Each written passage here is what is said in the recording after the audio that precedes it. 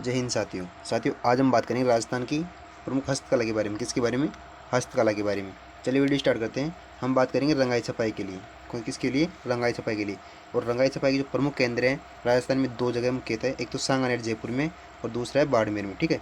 रंगाई छपाई करने वाली जातियाँ, मतलब 3 जातियाँ प्रमुख राजस्थान में प्रमुख है। एक तो छिपा, एक है नीलगर और एक है रंगरेज खत्री। एक है छिपा, एक है नीलगर और एक है रंगरेज खत्री। ये 3 प्रमुख जातियाँ जो रंगाई छपाई का कार्य मुख्य रूप से करती है। ठीक है। एक आते हैं बतकाड़े। बतकाड़े क्या हैं? ये हाथ से रंगाई छपाई में प्रयुक्त होने वाले जो लकड़ी के ठप्पे होते हैं उन्हें बतकाड़े बोलते हैं। ठीक है। अब हम बात करते हैं प्रमुख प्रिंट की। ठीक है। हम बात करते हैं अजरक प्रिंट की। अजरक प्रिंट ये कहाँ का प्रसिद्ध है? तो ये बाड़मेर का प्रसिद्ध है।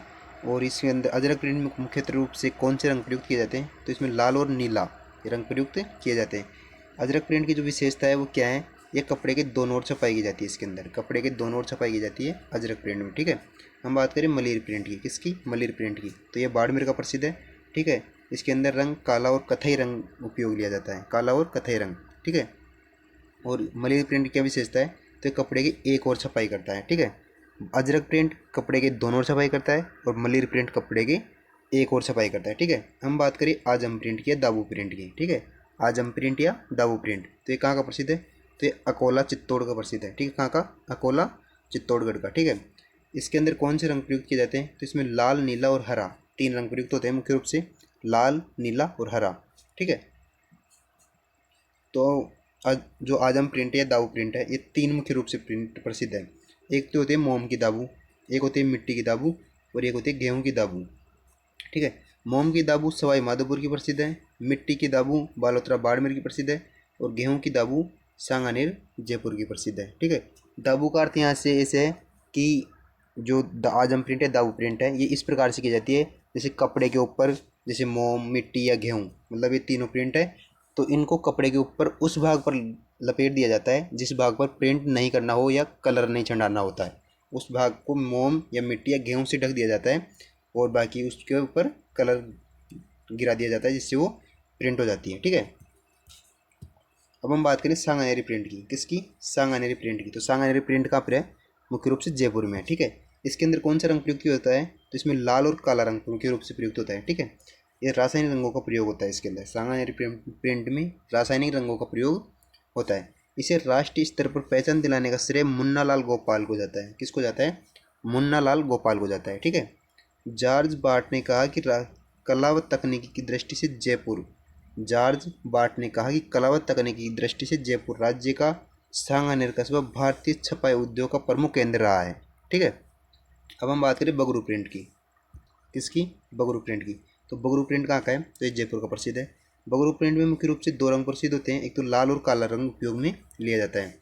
इसे पूरल जयकर ने पहचान दिलाई थी। किसने पहचान दिलाई थी? तो पूरल जयकर ने पहचान दिलाई थी। ठीक है। इसमें प्राकृतिक रंगों का प्रयोग किया जाता है। इसमें प्राकृतिक रंगों का प्रयोग किया जाता है। इस प्रिंट में प्राकृतिक दृश्य बेल बूटों की छपाई होती है। इस प्रिंट में प्राकृतिक दृश्य बेल बूटों की छपाई होती है। हम बात करें बंदेज की। तो बंदेज कहाँ का प्रसिद्ध है? तो जयपुर का प्रसिद्ध है। बंदेज क्या है? एक कपड़े को बांध कर रंगने की कला है। क्या है बंदेज? कपड़े को बांध कर रंगने की कला है, यानी बांधो और रंगो। ठीक है। बंदेज का सर्वाधिक कार्य सुजानगढ़ चूरू में किया जाता है। और जो बंदेज की जो प्रसिद्ध कलाकार है वो है तैयब हुसैन। कौन है? तैयब हुसैन जी है। ठीक है। हम बात करें चूंदड़ी बंदेज की। तो चूंदड़ी बंदेज जोधपुर का प्रसिद्ध है। लाल बूंद की पोमचा ये सवाई माधोपुर की प्रसिद्ध है। और तिवारी बंदेज शेखावाटी की प्रसिद्ध है। ठीक है। हम फिर देखते हैं कि महिलाओं की ओढ़नी बंदेज से निर्मित होती है। क्या होती है? महिलाओं की जो ओढ़नी होती है वो बंदेज से निर्मित होती है। ठीक है। हम बात करें लहरिया की। तो लहरिया लहर प्रिंट वाली ओढ़नी होती है। क्या होती है? लहरिया लहर प्रिंट वाली ओढ़नी होती है। इसमें महिलाएं श्रावण माह व गणगौर के अवसर पर पहनती हैं। इसे महिलाएं श्रावण माह व गणगौर के अवसर पर पहनती है लहरिया। ठीक है। हम बात करें मोठड़ा। तो मोठड़ा मुख्य रूप से जोधपुर, जयपुर और बीकानेर का प्रसिद्ध है।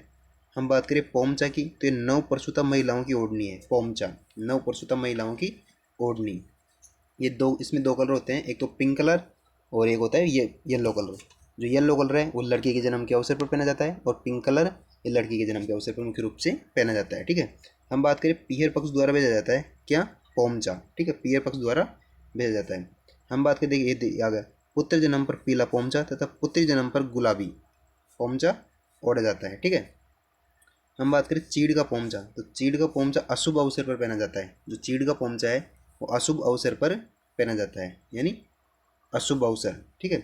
हम बात करें हाड़ौती क्षेत्र में विधवा महिलाओं की काले रंग की ओढ़नी प्रसिद्ध है। हाड़ौती क्षेत्र में विधवा महिलाओं की काले रंग की ओढ़नी प्रसिद्ध होती है। ठीक है। मारवाड़ में विधवा महिलाओं की ओढ़नी दामनी कहलाती है। मारवाड़ में विधवा महिलाओं की ओढ़नी दामनी कहलाती है। और मारवाड़ में सुहागिन महिलाओं की ओढ़नी सालू कहलाती है। मारवाड़ में जो विधवा महिलाएं हैं उनकी ओढ़नी तो दामनी कहलाती है, और मारवाड़ में सुहागिन महिलाओं की ओढ़नी सालू कहलाती है। ठीक है। हम बात करें पैचवर्क की, किसकी? पैचवर्क की। तो कपड़े पर छोटे छोटे कपड़ों को काटकर अलग अलग डिजाइन युक्त लगाना, कपड़े पर छोटे छोटे कपड़ों को काटकर अलग अलग डिजाइन युक्त लगाना पैचवर्क कहलाता है। ठीक है। जो पैचवर्क का कार्य है वो मुख्य रूप से शेखावाटी, तिलोनिया और अजमेर, शेखावाटी, तिलोनिया और अजमेर में किया जाता है। ठीक है।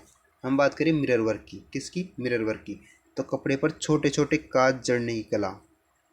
मिरर वर्क क्या है? तो कपड़े पर छोटे छोटे कांच जड़ने की कला है, मिरर वर्क कहलाती है। और ये कौन से क्षेत्र की प्रसिद्ध है? तो जैसलमेर की प्रसिद्ध है। ठीक है। हम बात करें चट्टापट्टी कार्य की, किसकी? चट्टापट्टी कार्य की। तो कपड़े पर चमकीले सलाया व सितारे जड़ने की कला, कपड़े पर चमकीले सलाया व सितारे जड़ने की जो कला है वो चट्टापट्टी कार्य कहलाती है। और ये कौन क्षेत्र की प्रसिद्ध है? तो ढूंढाड़ और शेखावाटी क्षेत्र की प्रसिद्ध है। ठीक है। हम बात करें जरीका कार्य की, किसकी? जरीका कार्य की। तो पगड़ी का अंतिम सिरा जो चमकीला होता है, पगड़ी का अंतिम सिरा जो चमकीला होता है, इसे सवाई जयसिंह द्वितीय सूरत से लाए थे। जो जरी का कार्य है, ये पगड़ी का अंतिम सिरा जो चमकीला होता है, इसे सवाई जयसिंह द्वितीय सूरत से लाए थे। ठीक है। हम बात करें गोटा की, तो गोटा क्या है? ये सूती ताने पर बादले की तरह, सूती ताने पर बादले की तरह चमकीली और सुनहरी धागों से निर्मित जो बेल होती है वो गोटा कहलाती है। ठीक है। हम बात करें गोटा के क्षेत्र की, तो बिनाई अजमेर व खंडेला सीकर का प्रसिद्ध है। ठीक है। हम बात करें गोटे के प्रकार की, तो गोटे के कई प्रकार हैं, जैसे बीजिया, मुकेश, किरण, बाकड़ी, लप्पा लप्पी, चौदानी, लहर घोड़ा और नौदानी। ठीक है। हम बात करें कोफतगिरी कला की, किसकी? कोफतगिरी कला की। तो कोफतगिरी कला का अर्थ क्या है? तो ये धातु या फौलाद से निर्मित वस्तुओं पर, धातु या फौलाद से निर्मित वस्तुओं पर सोने के पतले तारों को जड़ाई करने की कला है। और इस कला का आगमन दशमिक में हुआ है। इस क्षेत्र है जयपुर और अलवर। कोफतगिरी कला के जो क्षेत्र है वो जयपुर और अलवर में है। ठीक है। हम बात करें तहनीसा की, किसकी? तहनीसा की। तो तहनीसा का अर्थ क्या है? धातु या फौलाद से निर्मित वस्तुओं पर डिजाइन को गहरा खोद कर उसमें पतले तार भरने की कला। और ये कौन से क्षेत्र की प्रसिद्ध है? तो उदयपुर और जयपुर की प्रसिद्ध है। ठीक है। तहनीसा कला। हम बात करें मुरादाबादी कार्य की, किसकी? मुरादाबादी कार्य की। तो पीतल के बर्तनों पर खुदाई करके, पीतल के बर्तनों पर खुदाई करके उसमें आकर्षक नक्काशी करने की कला जो होती है वो मुरादाबादी कार्य कहलाती है। तो मुरादाबादी कार्य है उसका जो क्षेत्र है वो जयपुर और अलवर है। कौन सा है? जयपुर और अलवर। मुरादाबादी कला, इस कला में लाल बख्श परिवार सिद्धांत माना जाता है। इस कला में लाल बख्श परिवार सिद्धांत माना जाता है। ठीक है। हम बात करें बालाहिड़ी की, तो महुआ दोसा पीतल के उपेदार अनूठे, ठीक है, महुआ दोसा पीतल के उप्पेदार अनूठे बर्तनों के लिए प्रसिद्ध है। ठीक है। बालाहिड़ी जो महुआ तहसील दौसा जिला में पड़ता है। ठीक है। ये पीतल के उप्पेदार अनूठे बर्तनों के लिए प्रसिद्ध है, बालाहिड़ी स्थान। ठीक है। हम बात करें पीतल के कार्य के कारण जयपुर को राजस्थान का मुरादाबाद कहते हैं। पीतल के कार्य के कारण जयपुर को राजस्थान का मुरादाबाद कहते हैं। हम बात करें पेपर मेसी या कुट्टी की, किसकी? पेपर मेसी या कुट्टी की। तो कागज़ का लुगदी बनाकर, तो कागज़ की लुगदी बनाकर उसमें कलात्मक वस्तुएं बनाना, कागज़ की लुगदी बनाकर उससे कलात्मक वस्तुएं बनाना पेपर मेसी या कुट्टी कहलाता है। ठीक है। और ये क्षेत्र विशेष में प्रसिद्ध है जयपुर और उदयपुर में। हम बात करें तारकसी की, तो तारकसी का क्या अर्थ है? तो तारकसी का अर्थ है कि चांदी के पतले तारों से आभूषण बनाने की कला, चांदी के पतले तारों से आभूषण बनाने की जो कला है वो तारकसी कहलाती है। और यह नाथ द्वारा राज संबंध की प्रसिद्ध है तारकसी कार्य। ठीक है। हम बात करें मिनिएचर पेंटिंग्स की, किसकी? मिनिएचर पेंटिंग्स की। तो मिनिएचर पेंटिंग्स कहाँ की प्रसिद्ध है? मतलब इसका क्या अर्थ है? तो सूक्ष्म या बारीक वस्तुओं पर चित्रांकन की कला, सूक्ष्म या बारीक वस्तुओं पर चित्रांकन की कला। इस कला में राई, चावल के दानों, हाथी दांत एवं लकड़ी के छोटे छोटे चौकोर टुकड़ों पर चित्र बनाए जाते हैं। मिनिएचर पेंटिंग्स के तात्पर्य है कि सूक्ष्म बारीक वस्तुओं पर चित्रांकन की कला है। इस कला में मुख्य रूप से जैसे राई के दाने, चावल के दाने, हाथी दांत एवं लकड़ी के जो छोटे छोटे चौकोर टुकड़ों से पर चित्र बनाए जाते हैं वो मिनिएचर पेंटिंग्स कहलाते हैं। मिनिएचर पेंटिंग्स मुख्य रूप से किशनगढ़, अजमेर, जयपुर और जोधपुर का प्रसिद्ध है। ठीक है। हम बात करें मूर्ति कला की, किसकी? मूर्ति कला की। तो मूर्ति कला जो जो कार्य करता है मूर्ति कला या मूर्ति बनाने का, वो मुख्य रूप से सिलावट कहलाता है। क्या?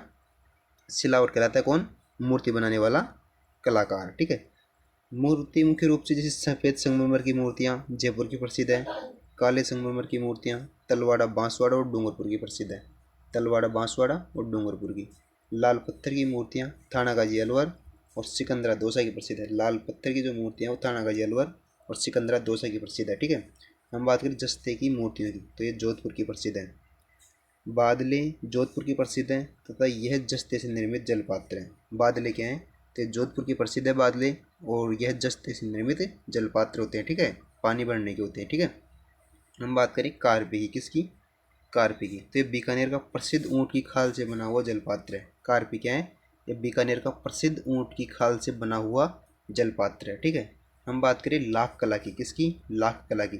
तो लाख कला कहाँ की प्रसिद्ध है? तो सरवा जयपुर की प्रसिद्ध है। कहाँ की? सरवा जयपुर की। और मोकड़ी क्या है? तो लाख की बनी हुई चूड़ियाँ हैं। मोकड़ी क्या है?